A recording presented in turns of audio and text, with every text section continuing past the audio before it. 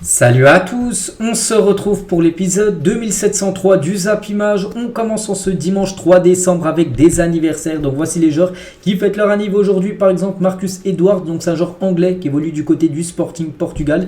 Il fête aujourd'hui ses 25 ans. Notez que ce joueur, j'en ai parlé il y a 2 ou 3 jours, j'avais dit qu'il a été victime d'un accident de voiture. Bon, il s'en est sorti, vraiment j'ai plus de peur que de mal. Mais voilà, aujourd'hui c'est son anniversaire, 25 ans. Oscar Cortés, joueur de Lens, il fête aujourd'hui ses 20 ans. Par exemple, tiens, l'avant-dernier de la liste, la Christian Benteke, ancien joueur qui évoluait du côté du championnat de Première Ligue, donc maintenant il est aux États-Unis. Donc il fête aujourd'hui ses 33 ans, l'attaquant belge. On continue les gars, on va parler du Bayern Munich qui devait jouer son match hier, donc c'est un match de Bundesliga et on a appris en gros qu'en gros il a été reporté parce que regardez la neige qui est tombée du côté de Munich. Regardez cette photo, c'est devant le stade du Bayern Munich, c'était hier. Bon, je pense que c'est la même chose aujourd'hui. Bon, il y a trop de neige et c'est pour ça qu'en gros le match a été reporté. Ça, rien que les derniers jours, on a pu voir vraiment déjà qu'il neigeait pas mal quand même du côté de Munich, donc le match est reporté une date ultérieure.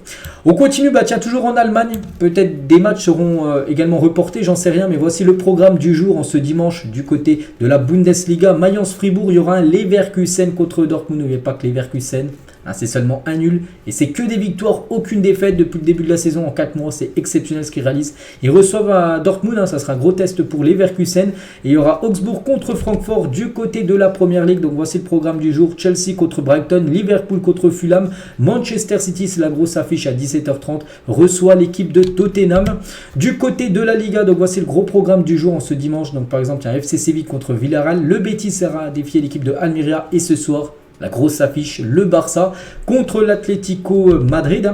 Du côté de la Ligue 1, tiens là dans quelques minutes ou quelques heures, ça dépend à quelle heure vous regardez la vidéo, le Paris Saint-Germain se déplace du côté du Havre à 13h. Pourquoi à 13h? C'est pour toucher en gros le marché asiatique.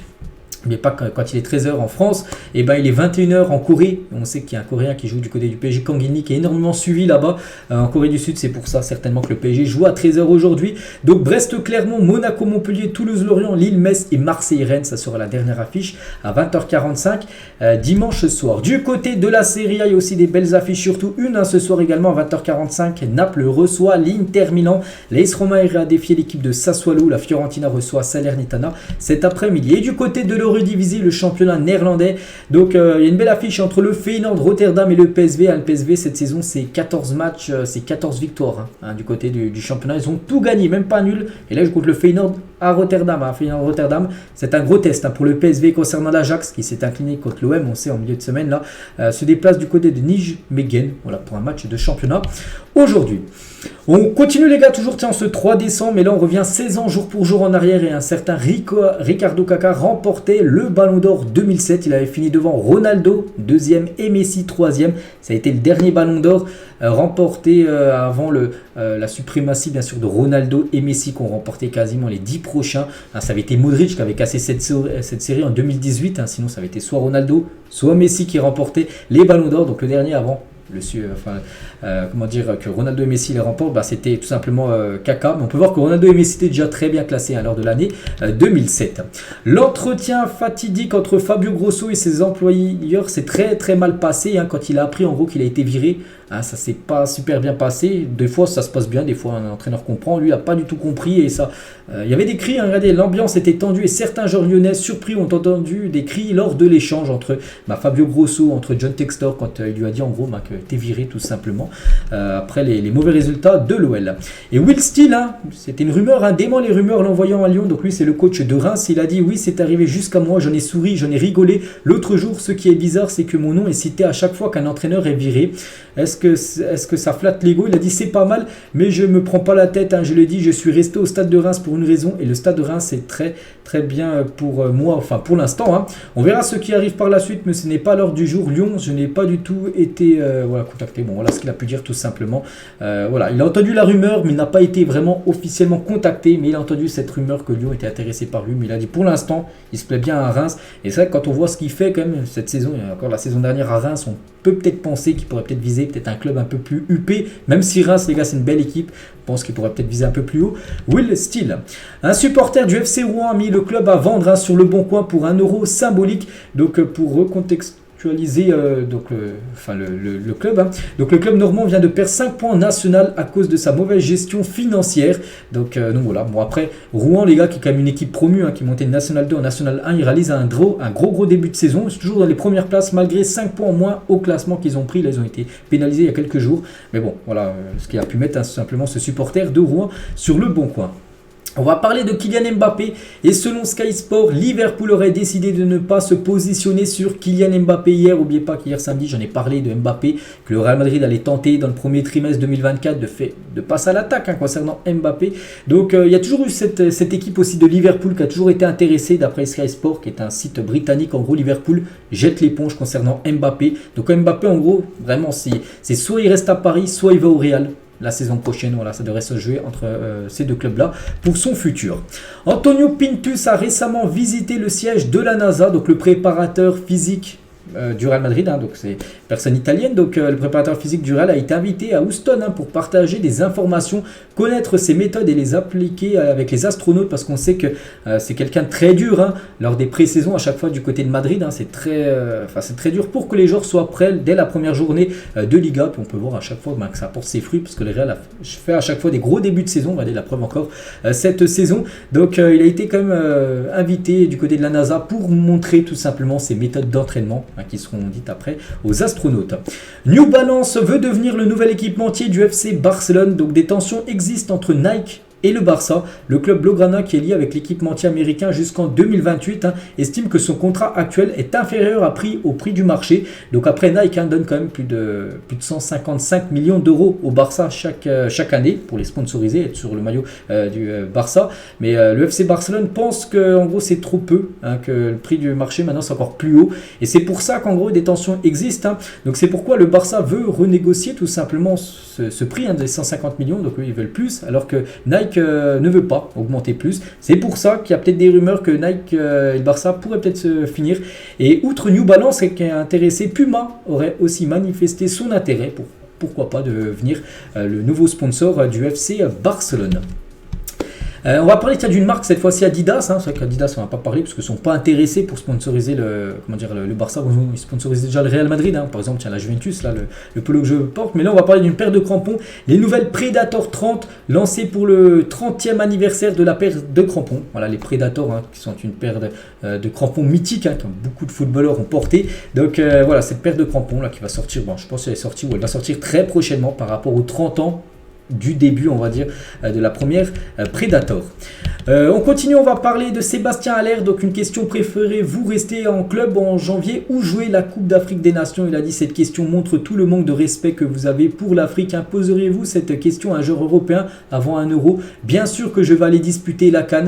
Donc c'est ça qu'il lui a dit: est-ce que tu préfères rester en club ou aller en sélection? Donc lui, bien évidemment, c'est que bien sûr la Côte d'Ivoire. On peut comprendre qu'il veut représenter les couleurs. En plus en Côte d'Ivoire, voilà, cette CAN, n'oubliez pas, qui démarre, on est le 3 aujourd'hui, c'est dans 1 mois et 10 jours exactement. Ça sera le 13 janvier exactement, le premier match. En plus ça sera la Côte d'Ivoire qui commencera la première rencontre de cette CAN. Il était une fois au Bayern Munich. Regardez cette équipe les gars, on sait que le Bayern a toujours eu des équipes monstrueuses. Regardez aussi cette équipe monstrueuse avec Neuer, Alaba maintenant qui est au Real, Dante maintenant qui est à Nice, Boateng, lui qui est sans club, Rafinha, je crois qu'il a arrêté sa carrière, Philippe Lam, il a pris sa retraite, Toni Kroos au Real, Thomas Müller toujours lui au Bayern, comme Neuer, Ribéry, Robben, ils ont arrêté leur carrière, mais Ribéry, Robben, Robéry on les appelait à l'époque, c'était très costaud, et Mandzukic les gars en attaque, cette team qui était énorme. Je crois que cette team avait gagné la Ligue des Champions 2012. Et regardez l'entraîneur, c'était qui? Guardiola. Si c'est Guardiola, cette équipe n'avait pas remporté la LDC, parce qu'il n'a pas réussi à la remporter du côté du Bayern, Pep Guardiola, mais bon, pour dire que tout simplement la team est monstrueuse.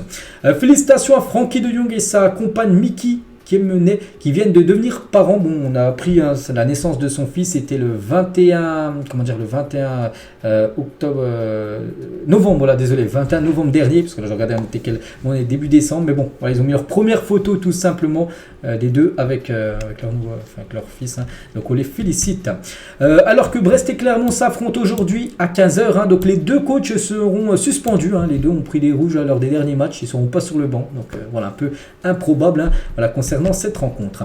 On va parler d'une info mercato concernant le PSG. Donc c'est Moscardo, les gars, Gabriel Moscardo qui est un jeune Brésilien et le PSG devrait acheter ce joueur. Ça devrait être la première recrue du Paris Saint-Germain pour le mercato hivernal 2024. Donc c'est un joueur déjà qui est jeune, il a 17 ans. Il va sur ses 18 ans, c'est un joueur de Corinthians. Et voilà, regardez, même Fabrizio Romano, les gars, il a mis un message tout simplement pour dire en gros que le PSG allait l'acheter. Il est né en 2005 ce joueur.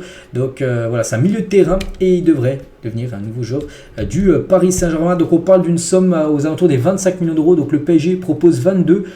Les Corinthians en voudraient 25 millions. Donc il pourrait être acheté par le Paris Saint-Germain et être prêté dans la foulée à l'équipe de Corinthians jusqu'à la fin de la saison. Donc en gros jusqu'au 30 juin. Et après à partir du 1er juillet, ben là il pourrait venir du côté du Paris Saint-Germain. Donc je vous cache pas, je connais pas du tout le joueur. Il joue du côté du Brésil. Mais bon, si le PSG, il y avait le PSG, Chelsea et le Barça qui étaient sur le coup. Donc on peut penser que ces grands clubs sont sur le joueur, c'est que bien sûr il doit être bon.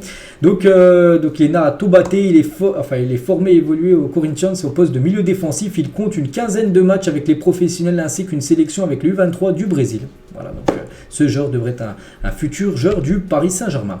Carlo Ancelotti a répondu par rapport à est-ce qu'un nouvel attaquant va arriver du côté du Real Madrid lors du mercato hivernal. Il a dit non, c'est un problème complètement différent. L'approche du club à l'égard de l'effectif a été fantastique. Les blessures sont un problème de calendrier. Donc il dit en gros que tous les joueurs sont déjà arrivés lors du dernier mercato l'été dernier, mais là cet hiver normalement il n'y aura pas d'arrivée. Bon après c'est ce qu'il dit, il peut bluffer bien sûr Ancelotti. On peut voir quand même qu'il y a eu actuellement il y a beaucoup de blessures du côté du Real et je pense qu'un numéro 9 serait pas de trop du côté de cette équipe.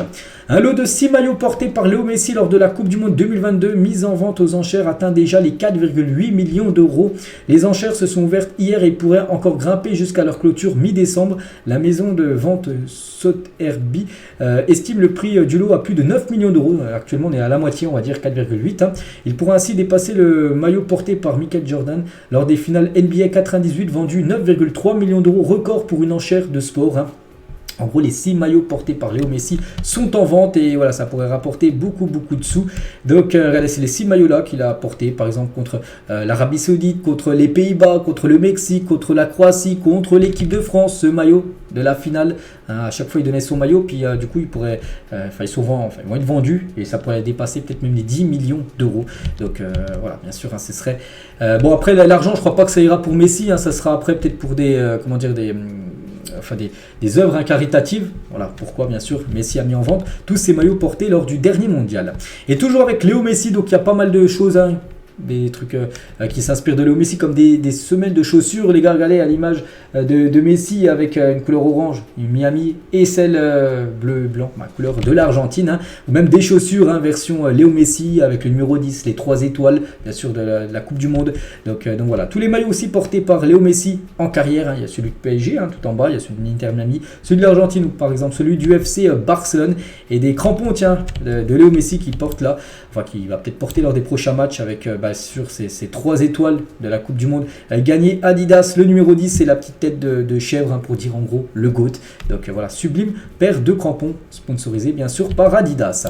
On va parler de Zinedine Zidane, la plus grosse déception que j'ai eue durant ma carrière. C'est plus jeune quand je suis descendu en Ligue 2 avec l'AS Cannes. Donc l'AS Cannes était une équipe de première division française et Zidane jouait à Cannes. Puis en gros il avait été relégué en deuxième division. En gros c'est sa plus grosse déception. Je crois que c'est peut-être la seule relégation de Zidane dans sa carrière de footballeur.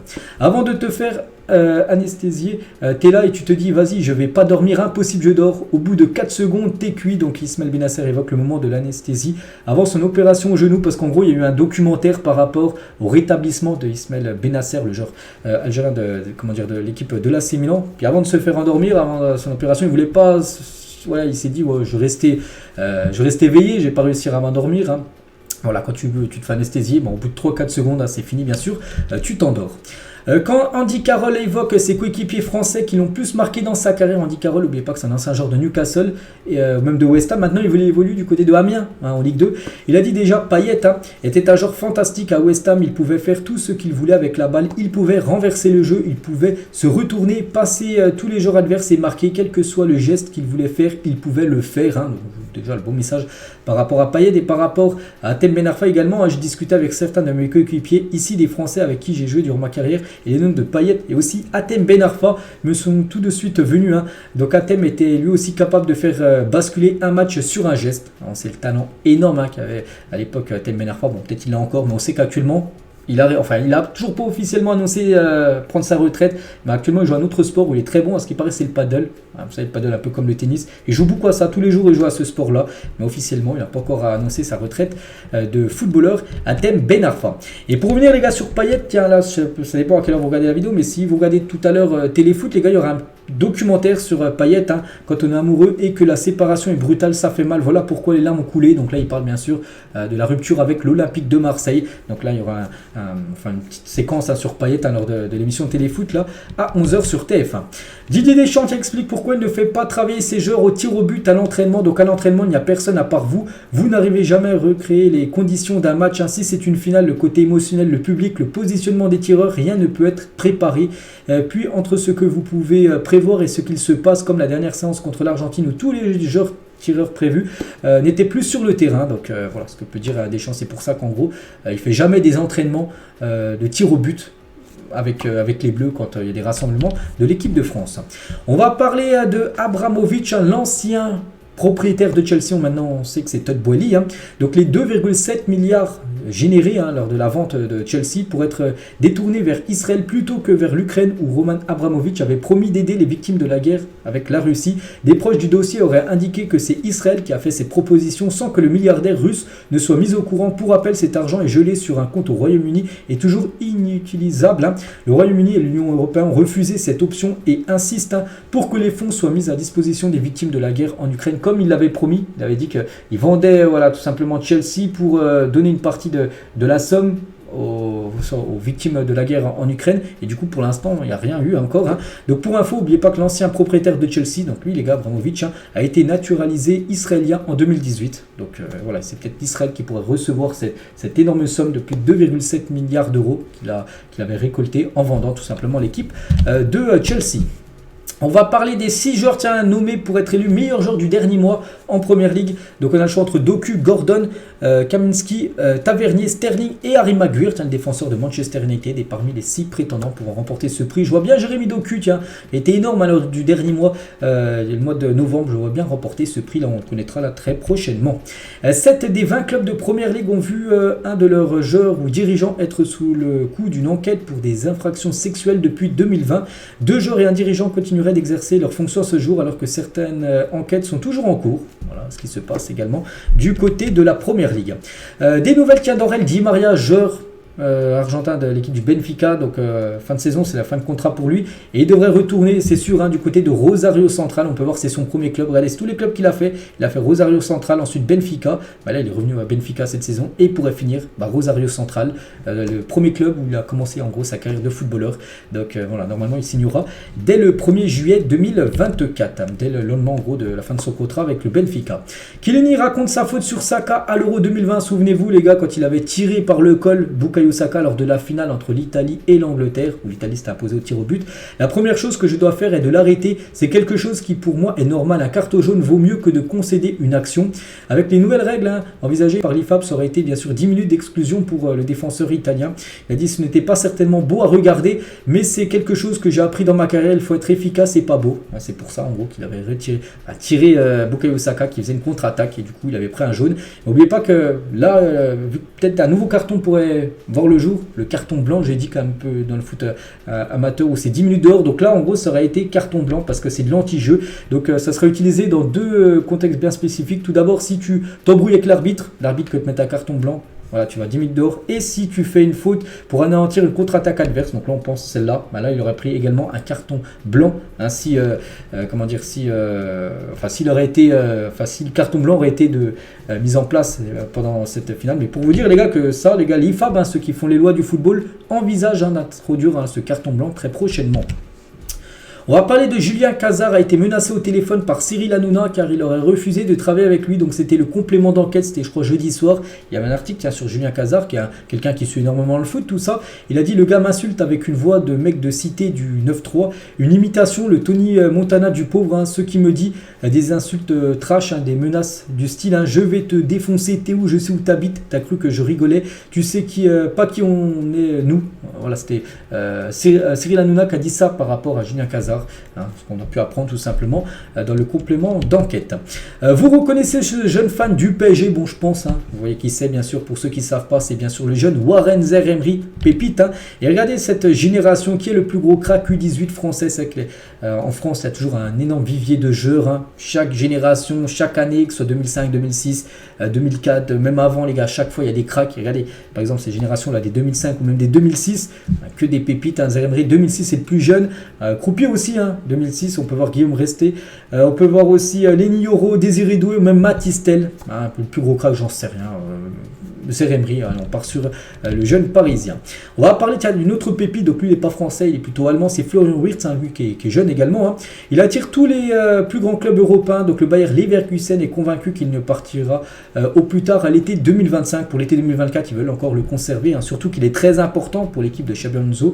Donc si le Bayern Munich a les fonds à ce moment-là, c'est le club qui a le plus de chances de le signer, parce qu'il y a le Real, tout ça, les grands clubs, hein, qui sont intéressés par lui, mais lui souhaiterait continuer, s'il venait à quitter sa carrière, enfin arrêter avec Leverkusen, il souhaiterait rester quand même en Allemagne, donc on pense voilà, plutôt du côté du Bayern Munich. Ce montage est incroyable. Regardez avec par exemple Garnacho, hein, auteur d'un retour acrobatique, bah tiens, c'était dimanche dernier contre Everton. Et regardez les autres, hein, qu'on a mis aussi, hein, comme Wayne Rooney, comme Gareth Bale. À noter, regardez la hauteur de Ronaldo, là c'est la hauteur réelle, hein. Regardez Ronaldo, l'impact du ballon. Par exemple, à Garnacho, on peut voir qu'il y a au moins 50 cm de plus pour vous montrer que Ronaldo se retournait qu'il avait fait contre l'équipe de la Juventus Turin. Regardez quand même comment il était parti haut chercher le ballon en retournée acrobatique. Hein, c'est fou quand même cette détente de CR7. Javier Pastore sur Antoine Griezmann. Tous ceux qui connaissent le foot savent qu'on met Griezmann en premier sur la feuille de match et ensuite on met les joueurs autour de lui. Voilà le très beau message bien sûr de Pastore envers Antoine Griezmann. Ce à quoi pourrait ressembler le futur maillot domicile du Real Madrid la saison prochaine. Donc là on sait que cette saison c'est un maillot, enfin domicile je vous parle, donc blanc avec les bandes Adidas de couleur dorée. Donc l'année prochaine en gros au lieu que ce soit du doré ça sera du couleur noire. Voilà, blanc noir, le futur maillot du Real Madrid domicile. Le père de Manuel Ugarte, donc il y a un an et demi, il était inimaginable, hein, que Neymar vienne nous saluer à l'aéroport ou que mon fils s'entende bien avec Mbappé alors qu'on le choisissait pour jouer à la Play. Je veux lui apprendre à faire un assado. Un assado, je pense que c'était un barbecue. Et c'est vrai qu'il y a un an et demi, c'est que personne connaissait Ugarte, mais moi je vous cache pas, je le connaissais pas alors que je suis énormément le football. C'est vrai que j'ai commencé à le connaître quand le PSG s'intéressait à lui. Et c'est vrai que Ugarte et son père, hein, parce que c'est son père qui dit, donc il y a un an et demi, il jouait avec peut-être l'équipe de France ou avec le PSG à la Play. Ils utilisaient Mbappé et maintenant tout simplement son fils, donc Manuel Ugarte, est copain avec bien sûr Kylian Mbappé.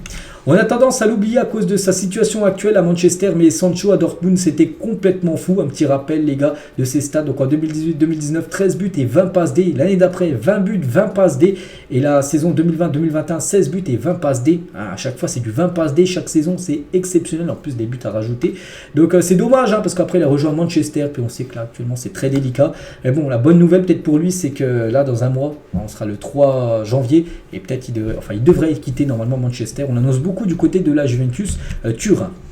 Jota pourrait débarquer en prêt à Tottenham dès le mois de janvier, hein, ce joueur qui avait quitté le Celtic pour aller du côté de Al Ittihad, et du coup le problème c'est qu'il joue peu, et en gros il pourrait retourner en Grande-Bretagne, bref, et retourner aller du côté de la Première Ligue, et surtout retrouver Ange Postecoglou qui était son ancien coach du côté du Celtic la saison dernière.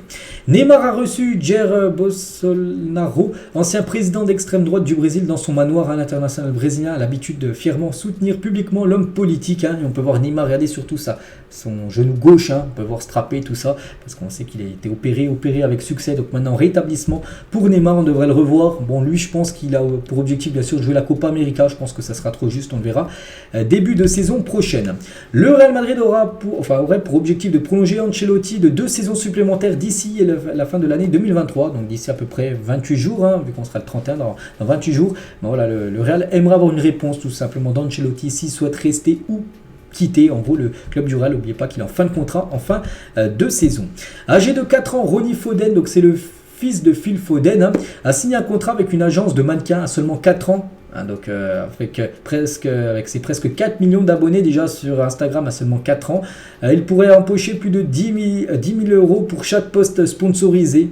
Voilà, donc bien sûr pistonné à mort par son père, parce qu'il est connu grâce à son père, mais voilà, il a déjà 4 millions, enfin presque 4 millions, à 3,8, bon, il va les atteindre très prochainement, et voilà, il va déjà toucher 10 000 euros pour chaque post sponsorisé sur son compte Instagram, qui gère même pas, je ne sais même pas s'il sait bien sûr mettre une photo, mais bon, sa carrière est déjà toute tracée, on peut dire. Officiel, Manuel Neuer et Ulreich prolongent leur contrat au Bayern Munich jusqu'en 2025. C'est en fin de contrat, là, en fin de saison. Et du coup, les deux gardiens numéro 1, Neuer et Ulreich, la doublure, prolongent d'une année supplémentaire du côté du Bayern Munich. N'oubliez pas que Neuer, il est quand même arrivé au club, les gars, en 2011. Il va prolonger jusqu'en 2025, donc il aura resté plus de 14 ans au club du côté du Bayern Munich, s'il va jusqu'à la fin de son contrat. Zidane désigne Ronaldo de CR9 comme le joueur le plus talentueux avec lequel il a joué. C'est vrai que Zizou a joué avec d'énormes joueurs, je ne vais pas tous les citer, mais pour lui le meilleur reste Ronaldo R9 où il a côtoyé du côté du Real Madrid. Cette anecdote de Micah Richards sur Sergio Agüero, les deux quand ils étaient du côté de City, c'était un menteur, il était brillant en anglais mais refusait les entretiens, arguant qu'il ne savait pas le parler, en gros, qu'il ne savait pas parler l'anglais. Il parlait même l'argot et a réussi à faire croire ça pendant des années. En gros, c'est quelqu'un de très intelligent. Il parlait parfaitement l'anglais, mais en gros, aux médias, il disait en gros qu'il ne savait pas parler anglais. Du coup, il faisait très peu d'interviews. Voilà, alors que c'est un menteur parce que son ami Micah Richards indique qu'il gérait énormément la langue anglaise. Renaud, c'est un chanteur au journal de l'équipe par rapport à Mbappé. Il a dit Mbappé est mon idole, il a la classe et il s'exprime très bien. Je regarde à la télé ses matchs de Coupe d'Europe avec le PSG et il m'a beaucoup impressionné lors de la finale de la dernière Coupe du Monde, bien sûr avec le triplé. Je vais le citer dans une prochaine chanson. Voilà, Renaud va sortir une prochaine chanson et il y aura peut-être une mention tout simplement, une dédicace sur Kylian Mbappé. Voici la probable veste de l'équipe de France pour l'Euro 2024. Vous validez, bien sûr, je la trouve sublime. Déjà sponsorisée, bien sûr, par Nike, avec le coq de couleur or. N'oubliez pas qu'avant, le coq était plutôt de couleur blanc. Là, il passerait de couleur or. Et surtout, regardez le col bleu, blanc, rouge. Vraiment très, très belle veste. Bon, pour l'instant, c'est pas officiel, mais d'après Footy Inline, ça pourrait ressembler à ça. Regardez les clubs qui ont vendu le plus de maillots lors de la saison dernière, 2022-2023. Et c'est Liverpool, le club qui a vendu le plus de maillots d'après ce site. C'est une agence allemande PR Marketing qui a mis ce classement-là. Donc Liverpool en première position, Manchester deuxième et le Real Madrid troisième club qui vend le plus de maillots. Voir le PSG très bien classé à la 7e position des clubs qui vendent le plus de maillots. Et on finit avec le Paris Saint-Germain et cette photo là pour clôturer aujourd'hui les gars, cette photo des deux Ronaldinho et Arteta qui est maintenant le coach de Arsenal, mais à l'époque bien sûr il évoluait du côté du Paris Saint-Germain. Donc voilà les gars ce qu'on va dire aujourd'hui en ce dimanche 3 décembre. On se retrouve demain bien évidemment et demain on fera le débrief comme tous les lundis de tout ce qui s'est passé ce week-end sur la planète foot et bien sûr il y a beaucoup de choses à dire. Allez, je vous laisse, je vous souhaite une très bonne journée et à demain.